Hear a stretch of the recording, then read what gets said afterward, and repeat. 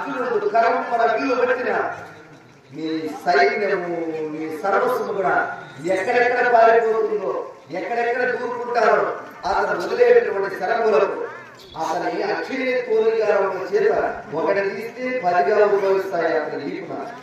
మరి ఆనాడు ఏ బాబా జై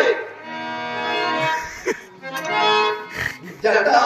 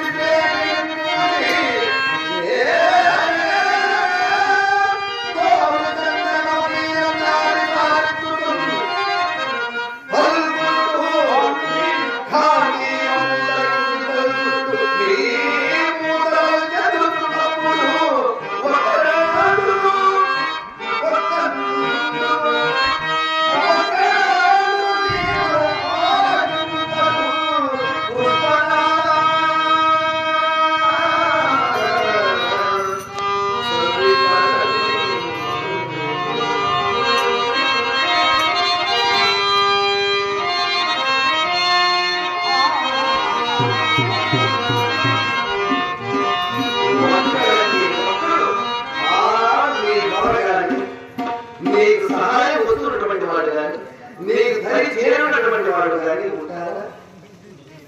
నేను రథమున రథసారథిని మరి రథలపై కూర్చొని ఉండగా గాడియు ధరించినటువంటి పలుకులు ఒకసారి బాణము సంధించి వదిలినాడు. అతని విసర్గాత్తుల చేత వచ్చినటువంటి బాణముల సమూహాన్ని చూసిన నీ సర్వ సైన్యము నీ పరివారం కూడా అట్లా సాధించుగా మా పైన మన సంపదకు మన సంపద అట్లా అప్పుడు శరవరాలే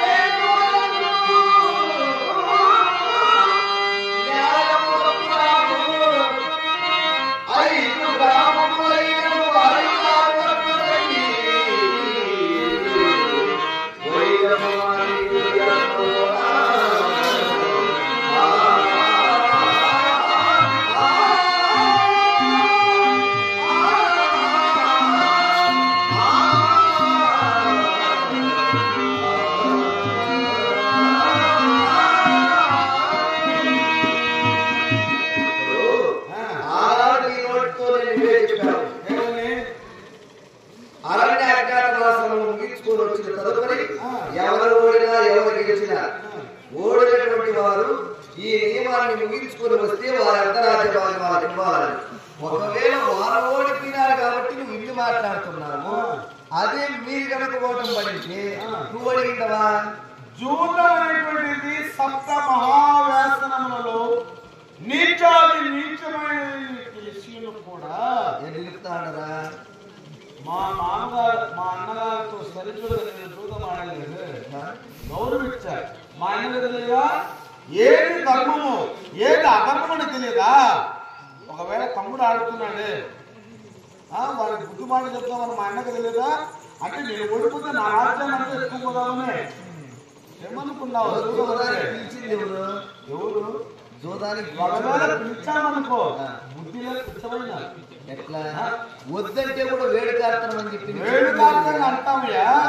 ఆటలో ఎన్నో వస్తాయి, పౌరుషాలు వస్తాయి. ఎట్లా ఆ పౌరుషాలు వచ్చినప్పుడు నువ్వు ధర్మాత్ముడివే, నీతి కోవిదుడివే, నిర్మలాక్షుతుడు నీకు తెలియదా? గుమ్మునుండి నీకు సైగను మాట్లాడితే ఎట్లా బావా? ఇప్పుడు దీన్ని మనసులో పెట్టుకునే చేసావనే సంగతి నాకు తెలుసు. ఏమిటి మనసులో?